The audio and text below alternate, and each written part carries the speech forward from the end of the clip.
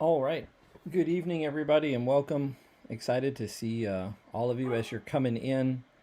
I want to open by apologizing for my two dogs in the background that are very excited that the cable guy is across the street.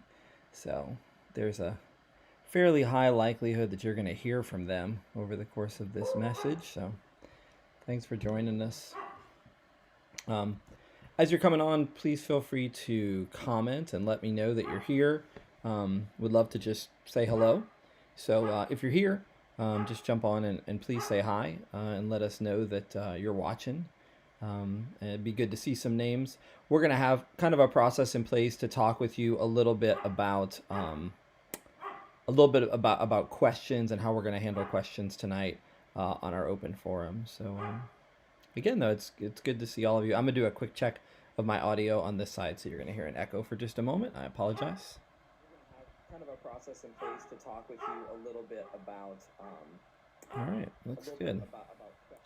I'm using a second screen over here to keep an eye on everything as we get started. Miss Klontz is here. Hello, Miss Klontz. Lots of people are checking in. My goodness, thank you all for being here.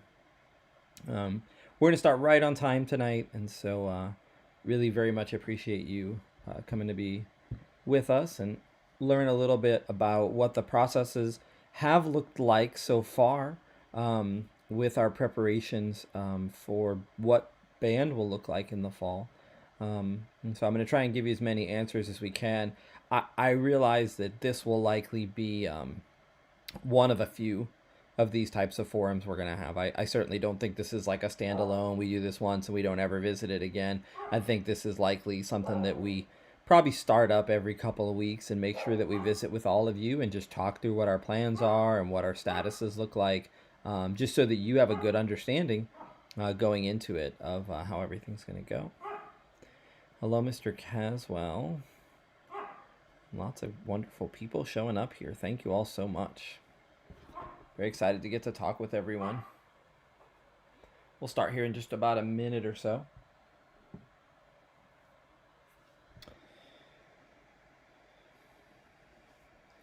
So I'm going to be sharing a PowerPoint with you, and I'll be in the corner of the screen for some, and then other things I'm going to move away from, but just wanted to make sure that you can see everything that's going on and you get all the information you need. I don't imagine tonight's meeting flowing over an hour. I'll stay on as long as you need me to answer your questions, and of course you're always welcome to email questions. That being said, excuse me, it's 7:30, and welcome to our Coppell Band open forum to talk about the return to band with COVID-19 still in our environment. Has really been since February or March, kind of playing havoc with our plans educationally, with bands, socially, and healthcare, and so many areas. Certainly, there are people across our community who are affected, and we want to continue to monitor and find out what we can do to help you in this process. One of the things that we know when we talk about coming back to school and back to band, a term you're going to hear me use a few times tonight is called scaffolding. When we think of scaffolding, we think about construction. We think about going from the ground level and going up and up and up.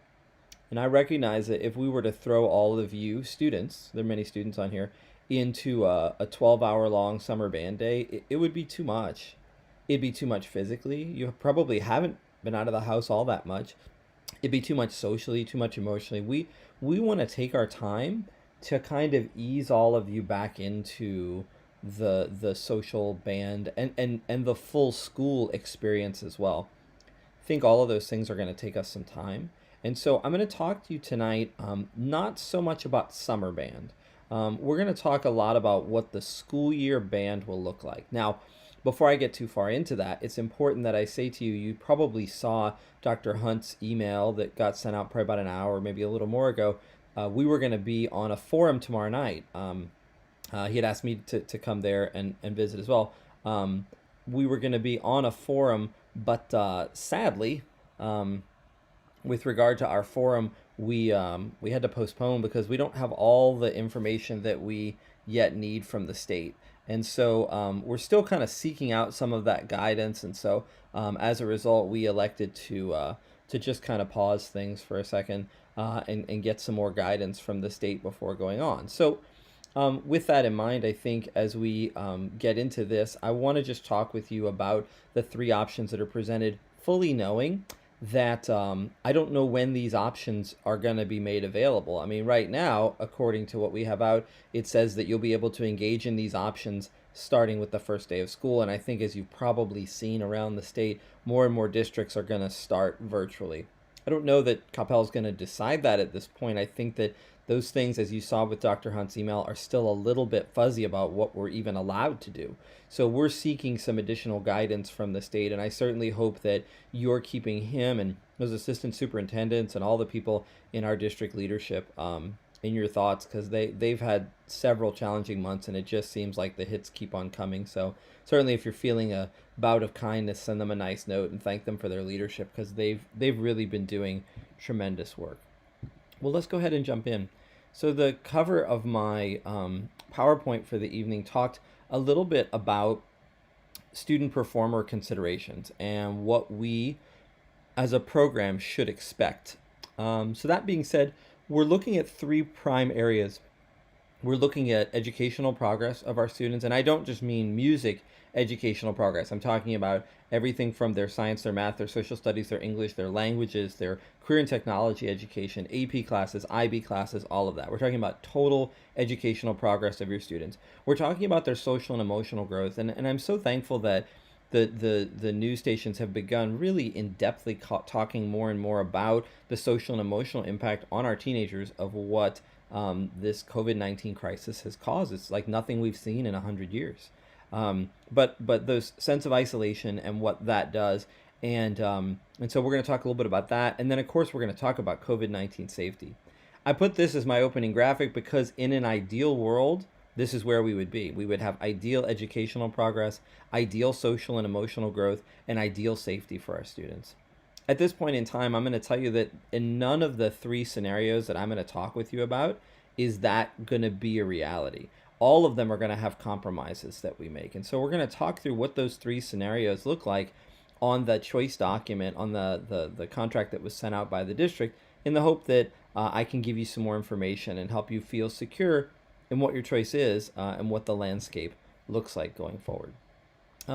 So the first thing is there are three choices that were presented to you in the document shared by Coppell ISD. There was face-to-face instruction, which is the traditional school environment with social distancing and safety in place. And I'm going to talk with you about all those things in a moment. We talked about virtual instruction, where the students are attending their core area classes, their AP classes, things of that nature, through a virtual environment, a screen-to-screen type situation. We're going to talk about that. But where they do come up for fine arts and athletics has the same thing. But both fine arts and athletics, where they can enjoy those experiences as well, but in a face-to-face setting for those. And then we're going to talk about what does 100% virtual instruction look like, not just as a student, but also just kind of in general, what does that look like from a school setting? So let's just dive in this order, if you don't mind. We're going to talk about face-to-face instruction first. I realize my face is covering up part of that, so let me go ahead and shift this around so you don't have to look at me for a little bit here. So here we go. Let's talk about face-to-face instruction. One of the things that I know that we're able to do in our band hall is to maintain 6-foot social distancing for our students. We've remodeled the band hall. Our class sizes are as such that we're able to maintain that and again, we're not focusing on summer band right now. We're just talking about day-to-day classroom time. And I know that we're able to do that. We've actually done some work. I've been up to the band hall a few times and set up chairs in different formats and made sure that all of that fits. And certainly the color guard can achieve their distancing by working in the main gym. I'm so thankful that with a focus on marching band, it allows us during that first 9 weeks to do the vast majority of our instruction outdoors, as we always do marching band outdoors. And being outdoors, as you've seen through the UIL and the TEA guidelines, opens up some opportunities for us just to stretch a little bit and not feel like we're, quite in a closed room or a closed environment with one another. So we're able to do some socially distant instruction. I haven't gone into too much depth with you about it, but I'll share a little bit now that, based on what our needs are for a marching show, and we've kind of left that up in the air, we realized that the carousel show that we planned for the varsity, for instance, is probably something that would be hard to achieve with social distancing in place. And so we have a second show that we've begun development on. We have some thematic concepts going. We have some music taken care of. And we've talked with Mr. Nix about, what would that drill need to look like to ensure that we're able to do that. And so it's important that you know that whether you're coming up for full face-to-face instruction when the return to school is decided and what marching band might look like in that landscape, or if you're coming up just for band alone, that the drill will be rewritten to ensure that students are far enough apart. We're not doing any partner work. We're not doing anything that would put you in a situation where you're uncomfortably close to anyone. The rehearsals are going to look very different. We would normally have done a Monday, a Tuesday, a Wednesday, a Thursday afternoon with everybody. Wednesdays were kind of flexible. In this new format, I don't think you're going to see that. I think you'll see Mondays as maybe just the woodwinds, and Tuesdays maybe just the brass, and Wednesdays maybe just the percussion, and Thursdays maybe a divided rehearsal where we just come together for a little bit of time and play together as a group. And in part, for those of you who are in the know about marching band, that's why we've had to kind of rewrite and reconfigure some things so that we can get that to happen. A normal show, we wouldn't have the battery percussion playing the whole time, but a show like this where we don't get to rehearse together as much, we have to have the battery percussion play a lot. For the JV, it would look something similar to that. There may be a day where only the woodwinds are there, or where we do the rehearsals at the same time, but the groups aren't on the same football field. We're fortunate at CHS that we have 3 fields and the opportunity to open a 4th field. So it gives us a lot of flexibility to kind of spread everybody out and make sure that not everybody's kind of standing on top of each other during that. So that's kind of a little bit of a very general overview of what a rehearsal might look like when we're comfortable returning. And I'll tell you right now, we're not comfortable with doing any of this yet. We're still a good ways away from being comfortable doing any of this. But I do want to lay out what it could look like going forward. I don't know about football games and marching contests. Right now, on paper, everything is planned as normal, but I'm sure that those plans will change as we continue to go further in. It might mean a season that's delayed by 3 or 6 weeks. It could mean certain games that are attended, but other games that are played kind of on the side or something else. But same thing with marching contests. I've talked with our UIL folks, and they assure us that, marching band is going to go on. They're going to have contests just like normal. I don't know what our role will be in those contests. I think that's something that we feel out going forward and decide what works best for us and for our community. We're not beholden to that. This year, I think we've already established is not about trophies and awards and those things. I think it's about bringing our community back together safely. I think that has to be our focus. Philosophically, that has to be our mission. We are adhering to all TEA and UIL guidelines, and we're not, if anything, we're going to be more cautious.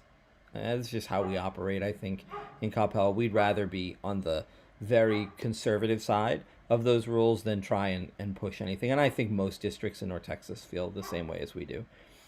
We do have plans to sanitize classrooms, and this isn't just the band hall, but plans to sanitize classrooms between everything with aerosol sprayers and all of the safety measures that you would see in place, for example, in a hotel lobby or hospital lobby, the things you would see in place in gyms and places like that, like some major sanitization going on between every single class that passes through.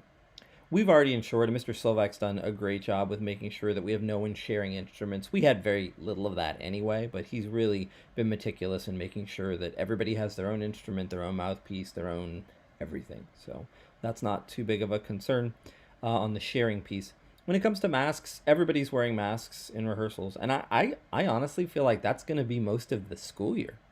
I think that may go on all the way until April and May, where if you're not playing, your mask is on. If you're a percussionist, your mask is on. If you're a color guard performer, your mask is on. If you're a wind player, it's on until it absolutely has to come off, and then as soon as it can, it goes right back on. And I think that's going to be a normal existence level when we do feel we're ready to come back to school. I think that's what you can anticipate, and I think that's good practice. Um, we're working on some solutions. If you saw a study that I shared from NFHS that just came out, and I realize it's not peer reviewed, it is a double blind study, which I appreciate. I know that they haven't had the time to get the peer review level that they'd like regarding what the aerosol level of certain instruments is. That was huge. That was a game changer for me to see what the risks are and what are some of the things that we can do, some of the modifications we can make to try and help with that. And I think those are all things that we're going to begin looking at. That study just came out. See, today's Wednesday. It came out on Monday night. So we hope to have some good information going forward into that. But we're gonna continue to work and develop and be front runners in that process. Um, Students in the face-to-face option can absolutely audition for all region. Auditions are online this year. If you saw TMEA's announcement, they're doing 100% online audition. So that means that everybody's auditioning through a recorded software. We just got a note today that on the 31st of this month, we're going to have the first kind of pilot test of the online system to see how it goes. And we will absolutely be included in that test to see what it looks like for our kids so that they can do that. But they won't be sitting in audition rooms this year at all. The region phase 1, region phase 2, and the area round are all done via recording. So the first time they would ever possibly be in a room with other children doing an audition would be if they made All-State in February. And I think TMEA has been really smart about developing emerging technologies to make sure that that can be done. And then as adjudicators, we'll listen to them just like we would, letter A, letter B, letter C. I mean, many of you have proctored those rooms for us, and that's what that will look like.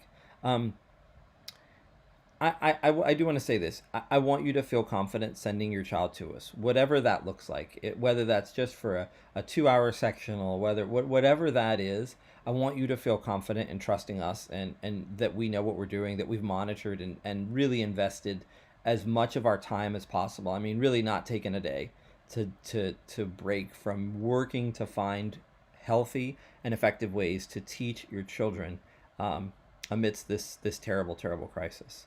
I can guarantee you the band hall will be one of the safest, most orderly, well-maintained areas on our campus. It's brand new. It's ridiculously clean. There will be a flow and an execution that will be beyond anything else you see. And I just know that's how our community is. That's how our students are. That's how our staff is. And that's how we're going to operate. We're going to work intentionally a lot during our instruction to build the social and emotional growth of your children. We recognize that this isolation has not been healthy. I have 2 children of my own. I have an 8th grader and I have a college student. And I mean, as healthy and strong as they are as young men, it is still a real challenge to be isolated for this long. And I think we're going to have to, here comes that word I said I was going to use, we're going to have to scaffold them back in very slowly and reintroduce them to safe interactions with other people. And that's something that has to happen. I mean, what I don't want is us throwing them back into the deep end and going sink or swim, because I don't think that will be very healthy for them. We realize that they've spent 6 months in isolation, and we're going to work to re-socialize in small ways, eventually allowing them to grow socially and emotionally, hopefully minimizing the long-term effects that this pandemic has had on them and on their lives. I'm going to transition over so I can see you again. So when it comes to face-to-face instruction, I do feel like the educational progress of your students will be very, very high. And I talk across the board. As I said when I started our meeting, I'm not just talking about their educational progress in a vacuum. I'm really talking about their overall educational progress will be incredibly strong if they're face-to-face with us. Their social and emotional growth will be something that we work on every single day. Their COVID-19 safety is the thing that's compromised on this. As much as I told you we're going to be as safe as absolutely possible, we will be the germ enforcers of Coppell.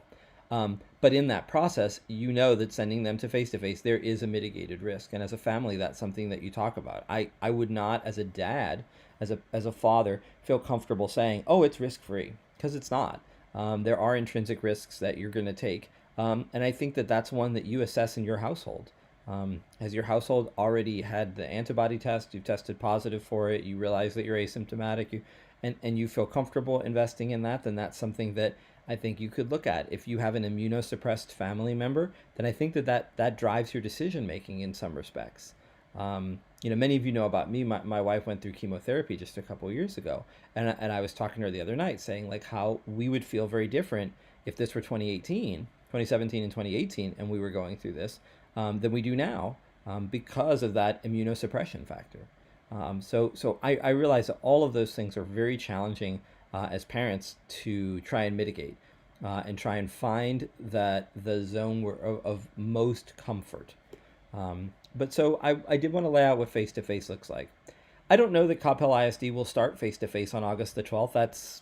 I know that that's what we're saying on paper, but as you've probably seen by some of the local media, that's probably something that might get pushed off for a little while. But when face-to-face resumes, this is likely what you'll see. So I wanted to make sure that I said when face-to-face resumes. It could resume on August 12th, but it could also not resume until October the 15th. And so I realized in October the 15th, while those first two pillars might still be maxed out at ideal, that third pillar may be much, much higher for you because on October 15th, there may be a much less presence of the virus in our community. It's hard to predict the future. I would never have predicted 6 months ago that we'd be here now doing this. So again, with all due respect and understanding, I think that's something that we continue to monitor as a community as the decisions come our way. So let's you and I talk a little bit about virtual instruction. If you're doing virtual instruction, but you still want your child to come up for face-to-face band, I'm going to get rid of my picture again so you can just see the full slide there. So we hoped, both in the fine arts and the athletic departments, that you might consider this as an option to continue to help grow your children socially and emotionally while providing a safe and controlled environment. So these students would attend virtual classes for most of the day. They would never really enter the full school building. They would only ever come into the fine arts wing. And even then, the first 9 weeks being about marching band, I don't even know that a lot of them would enter the fine arts wing. They're a flute player, clarinet player, a trumpet player, and they don't need to stop by and get their instrument. If they walk in, with their instrument in their hand, they're really only receiving outside instruction, outdoor teaching for the most part. And so I built some sample schedules. I'm not going to belabor the sample schedules with you. They're on the Google document that I shared. But just hopefully, I'll just glaze over 3 of them to try and just help if you haven't really thought through. I want to talk, the first one is a JV student. I did a sample, just a 9th grader who's in JV. And we would say for a JV rehearsal day that at 8 o'clock they would arrive at CHS. I know that's Wednesday, Thursday, Friday primarily, and we'll see what that really long term ends up looking like, but I'm just trying to speculate what it could possibly look like. I realize there are a lot of variables, still at play here, but the rehearsal would run from 8 to 9:45. It's an outdoor rehearsal. It would be a socially distanced rehearsal. The drill would be written to reflect that. Water breaks would be socially distanced. Students would arrive in a staggered format. They would leave in a staggered format. Some students would be returning for face-to-face instruction on buses. Other students who are getting picked up would have a designated pickup location that's socially distant from the other children that are being picked up. Masks would be worn throughout the rehearsal unless actively playing. And I'm going to talk to you a little bit about the stages of how that works at the very end of tonight's presentation. But they would come up, and at 9:45, give or take, we might tweak that time a little bit, but 9:45 or so, as a parent, you would come pick them up and you would take them home for the day. And as you've seen with virtual instruction, this is not the virtual instruction you saw in that 4th 9 weeks, where the students kind of work at their own pace. This is bell schedule virtual instruction. This is that at 9:45 they leave, and at 10:30 they have to be seated in dress code in a quiet environment on screen and ready for second period, right? And they attend second period, and then they have a lunch break somewhere in there, and they attend third period virtually. So that's their day. They're sitting in front of a screen from 10:30 until 4:10. The difference in this instruction is that they start each day in an outdoor environment with a band rehearsal that we think will be very safe and socially distanced and outdoors for the vast, vast, vast majority. And again, I'll talk to you about our phasing plan about outdoors and indoors and how that works at the very end of tonight. Let's do a percussionist, and then we'll do a varsity wind player. So here's a percussionist schedule, for instance. They would attend virtual school starting at the start of the morning, and they would attend first, second, and third period virtually. And then they would have a break at the end of third period where they would need to be brought or drive. In case some of these are older kids now, we're getting into varsity percussion. I'd said 10th grade on here, but it could be 11th or 12th, where they would come and drive, and they would arrive at 2:30, give or take. We would screen them into the building. They don't go in the front door with the other children. They would go in through the side door. If you know where the restrooms are near the band hall, there's a set of glass doors, a stairway, and a ramp right there. They would come in there. They would stand in a distanced line. They would be screened on their way in with their masks on. They would have their temperature taken. They would fill out a form on their device, not a shared device, but on their device that says, symptoms, anything of that nature. If they indicate anything then we turn them right around and get them back to you. If you need to consult with our nurse, we have the ability to route them to the nurse's office without walking them through the building. And they would attend percussion class. But now I say they would get dropped to the band hall because few percussionists are going to be able to take their instruments there and back. They're going to have to leave the big stuff, right? They have to leave it with us. And so they would pick up their instrument, and we would stagger them going through and then going outside to do percussion, right? And then at the end of the day, if there was a percussion rehearsal that was also after school, we would kind of have that arranged and set up for them. And if there was not, then you could pick them right up at 4:10, or they could drive. They drive themselves and drive home. And that's what it would look like for a varsity percussionist who was on a schedule that was doing online learning for everything except for band. I'm going to cover a wind player. I'm going to skip ahead, do this. This is a 12th grade brass player. I skipped the 11th grade example of a wind player. It's on the Google form if you'd like to look at it. But for this one, a student might, they might come to an online, they would do online first period, they would do online second period, and then they would travel to us for third. Now, we're talking about some options here as to whether or not we might explore a fourth period option for the students who are doing so they only have to come at the end of the day. I'm not quite there yet. That still remains one of the many question marks in our minds, but it's something we're going to talk about when we see some numbers roll back in, but it's something we might explore. But let's just say that we're on this one, and they would come in for third period and attend third period. And if they have a fourth period, which again, a lot of seniors don't have 8 full classes, some do. A lot of them only have 6 or maybe 7 classes, depending. So they may not have a 4th or an 8th period class, so in which case they would just leave at the end of that course. Or if they were staying on, we can make sure that they get safely back to their car. If we need to provide a safe environment for them to take a class in virtually on our campus, I feel confident we could work something out with our administration to find a space for them if they needed to stay for that, if they didn't have time to travel back home. But they could do that. And then if we have an after-school rehearsal, they would engage in that as well. And then lastly, I'm so sorry, I went one too many. There you go. Is a color guard performer. And in this model, what you would perhaps see from a color guard performer, I'll come back so I can see you, was that this would just be A days, right? Because guard only meets on A days. It would be a first period and a second period online. They'd come up and join us for third, and then they would go back home for fourth. And again, all these rehearsals are taking place outdoors for the most part, just to give you a little bit of a sense of what you could anticipate going forward into what that looks like. We're going to have some grace with the bell schedule, but it's so important that I stress to you, I'm going to get my face back out of there again, that this is not what you experienced in the fourth 9 weeks. I'll say it again. This is not what we did in the fourth 9 weeks. This is a strict bell schedule where attendance is taken every period.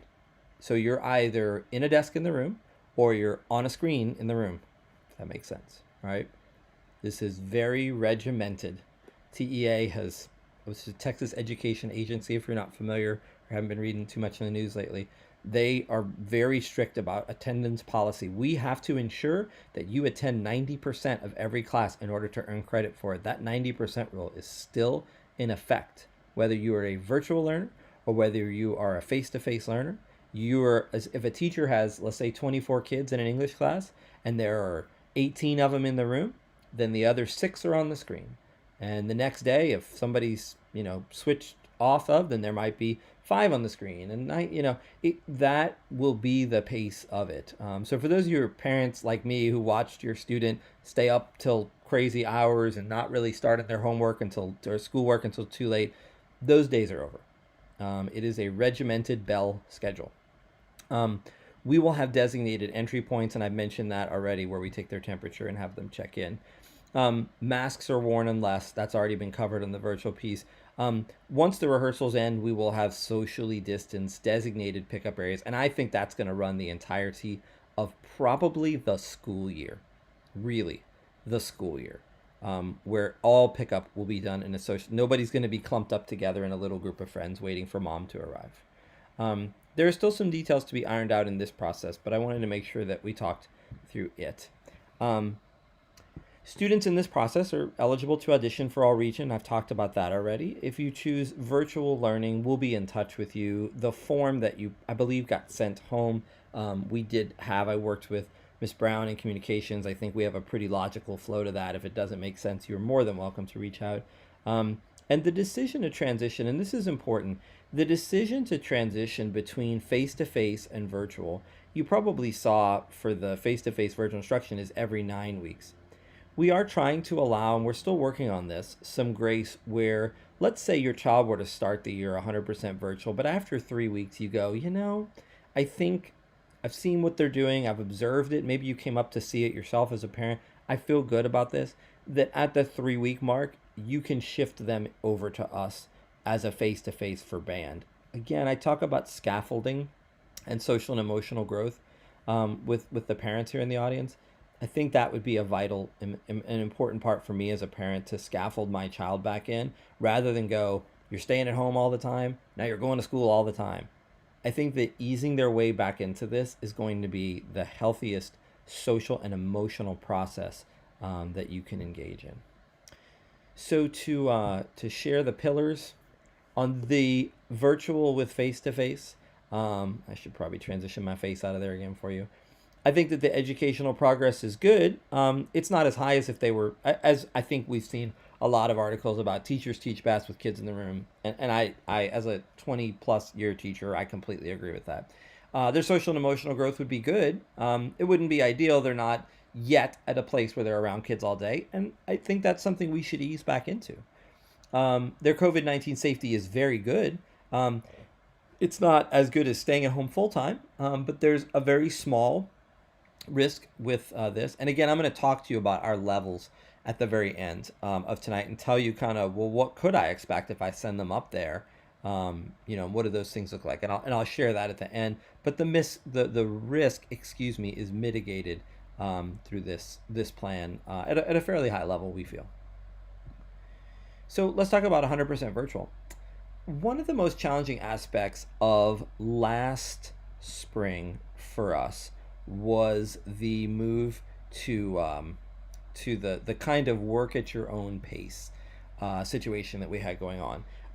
And in all honesty, it was really tough on teachers. It was tough on me as a parent. I think it was challenging the whole way around. One of the things that we knew as band directors is there's a set of, they're called TEKS, Texas Essential Knowledge and Skills. We really couldn't check off that we were teaching everything in a virtual format, because if you read those TEKS, and I've put a link to them in the Google Doc, there are a lot of things that we just didn't, we couldn't do. It talks about playing alone and with others. Well, we can play alone, but we can't play with others. It talks about playing in tune with others, in tone with others, playing in time with. We can't assess those things. We couldn't grade them on it. I wish the technology were there where we could all dial in and play together, but bandwidth being what it is, and I'm sure I may have had some interruptions with you tonight even on your connection. It's an imperfect science, we'll just say. And so we're not quite there yet. And so what we're offering is some type of a course that is more under the applied music title than it would be under a band title. And so let's talk about how applied music differs. You may have heard of applied music. We have offered it as an additional course you can take with band. So some students get to their senior year and they take their regular double block band, and maybe they think they're going to major in music, they see themselves having a career, they're preparing auditions. They'll sign up for applied music, and it allows them to work on some individual things that are really good and awesome. So that's why the course exists. So the course is already approved. It's been approved for 25 years, I think 30 years by the state of Texas. and we use it as a corollary to the band course. This would be kind of experimental, using it as a standalone. It's not really designed to be that, but we have teaks for it. It has a PEMS code, so we can adapt it to work. And so we're exploring what applied music would look like. You can read the teaks online, but as you'll see, it's a little bit more manageable. These students would still follow the strict bell schedule. They would likely stay in the same band, period. So if they were in third period band, they wouldn't go to like first period or something. They would likely have a third period course that is some type of an applied music course.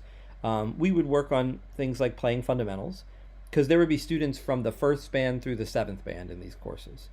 We would be playing fundamentals, scale tests, things of that nature, arpeggio tests, music theory, kind of worksheets, some online things, music history, some lessons and video lessons on music history, coupled with some essay and writing assignments, but more closely to the teaks that are for that.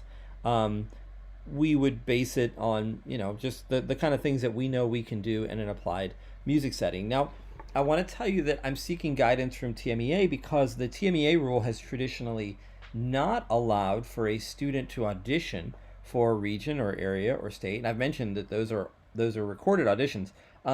Has not allowed it unless the student is performing actively with the band. Now, to get into the why without going too deep with you, has to do with fairness. Think about the normal marching band season where a student they go to school all day and they practice, the 6, 7, 8 hours a week, and they have weekend obligations.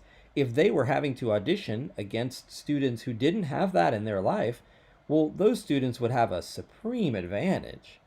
And so TMEA has always sought to level the playing field by saying that if you're not performing with, they use the term parent ensemble. If you're not performing with the parent ensemble, then you're not eligible to audition for all region. Now, these are unprecedented times, but we don't yet have guidance from TMEA to indicate if that will be allowed. So I just wanted to make sure that I stated that out there because that could be something. Now, Mr. Miller, when are the auditions? Well, they're right after Thanksgiving. So might there be a window? Absolutely. There could absolutely be a window of time. And I have a feeling TMEA may say that there is a, quote, snapshot date. And this is what I'm hoping that they'll say. On Mr. Miller, on October 1st, if they're playing with the parent ensemble, on September 15th, on October 15th, on November 1, I don't think it would be as late as November 1. But whatever that date is, that snapshot date satisfies Section 1, Article 2 of those rules. So I want you to hang with me on that because it is a question, again, one of the many that I have coming out of this, but it's something we've been monitoring very closely and seeking guidance both at the local local school district level, but all the way up to the state level. As I said, I wish we could play together online. Maybe technology, maybe one of our students will master the ability to do that technologically, but I fear that we're just not quite there yet. But man, I hope we get there. If you choose virtual learning, we'll be in touch about exactly what that looks like. And again, as I mentioned with the other, we have the hope that we can every 3 weeks reassess the role. So if you were to start 100% virtual and after 3 weeks or 6 weeks were to decide that you would like to begin coming up for BAM, that we could phase you in. And again, as a parent, for me, I think the option to phase my child in, whether that's phasing them in on day one with doing some form of it, whether I feel like our household is healthy and we are, okay with the risks involved, I think that it's very challenging to boil all this down because there are so many unknown entities, and even the known entities vary dramatically from household to household. So in this format, what I said here is that from an educational progress standpoint, it's fairly good. Again, it's not teachers in a classroom. That's how it's best. The social emotional standpoint, this is the option that I think scares me the most. It's the one that raises the most amount of concern because I do think our children need to be around other children when it's safe enough. Once we as a community, once we as a family feel that it's safe enough, we need to scaffold them back in, and we need to do it slowly. Just saying, hey guys, we're back in January, you're back full time and hope you do okay. I can tell you they're going to struggle. They're going to be in my office or Miss Klantz's office or Mr. Rummel's office, Ms. Chernow's office, crying at some point, overwhelmed, because they've gone from months of isolation into the deepest end of the pool. And so I think what our goal as a band program is to help with that re-socialization process and that slow growth back to what it could be. And so, with all that being said, those are the three options that we've outlaid now. So, there are a couple things that I want to talk to you about, and then I want you to post your questions. And I'm going to stay on until 8:30. So, this is your time. If you want to post your questions in the chat, and I will keep an eye on the chat as it goes, and you can ask me things there. But I want to tell you the other thing, the other exciting development. We have a wonderful committee. We met last night, physicians, people who are knowledgeable of the healthcare world, people who know the Coppell community well, who've begun meeting with us to talk about the reopening plan and what we have right now. And it's still in its infancy. I'm not quite ready to share it with you. Is a phased plan, much like what we've seen in other states and organizations, where phase one is something along the lines of phase one is virtual only, virtual band, virtual everything, virtual drums, virtual color guard, virtual. And phase two is something that is maybe just visual, outdoor only, masks on at all times. Phase three moves to a couple of other, and it progresses and progresses and progresses from there. We're going to go very slowly with all of that to try and ensure that none of our students feel like we're rushing into anything or we're pushing anything too fast. We want to be very slow and very intentional as we proceed. And so our committee is going to guide us. When is it time to go from phase one to phase two? Is it when the rate of infection in Dallas County or rate of infection in zip codes 75019 and 75063 are low enough? And then, we would like to have what I think, at least what we've laid out in our draft that we'll be sharing in the next couple of weeks, is a 5-phase plan. And over the course of those 5 phases, we'll move from 100% virtual into business as normal, but with social distancing and good health practices in place in phase 5. And so we'll connect those slowly. So it's, again, that word I told you at the beginning that I would use about scaffolding. It's about moving slowly through the ranks to just very patiently take our time to get your child back integrated. And, I know that for many of our students, and they hear me say this a lot, there are a percentage of our students who are in band because band is a place where they see themselves having a career in music. It's probably the top 10% or so of our kids. The kids who are all-staters, they're the ones who are looking at careers in music. There's another percentage of our students who enjoy the competitive aspects of band. And I know that with a marching season that's a little bit unclear, these can be uncertain times and unsure what that would look like. At this point, the competition aspect in late October and into November is still on the table, but I don't know what it'll look like. I mean, I know that it'll look different, but I couldn't tell you to a certainty what it will be like. I think the all-region aspect is going to look very different. You're not in a room anymore with all the other flute players. It's going to have a different feel to it. And so I know that will change things drastically. I know that some of our students are in band for social reasons. They just absolutely love being a part of the social aspects of band. And those are the students who I'm the most cautious as we phase them back in to make sure that we're meeting their needs, because they've probably felt, if you have one of these children, they've been very, very isolated, just felt very lonely. And we want to help ease them back into being around people and being comfortable. And then there's a fourth group of students. There are students who need band a whole lot. This is the one orderly place in their life. Their home life may not be great. They may be food insecure. They may worry about homelessness and things that some of us couldn't dream of. And so band for them is a safe family environment where they are not threatened. And so we also are watching out for those students very carefully too in all of this. So, when you hear us speak about it, it's hard to be very specific when our students have such a varied amount of need, but we try to be as clear as we can with getting things done. So if you have any questions, I haven't seen too many posted in the chat, so that's okay. I'm going to go ahead and jump off, but please email me your questions. We hope to have a few more of these meetings coming up and hope that we can talk with you some more in the future. Thank you so much for joining us tonight, and I look forward to reading your questions over email. Thank you.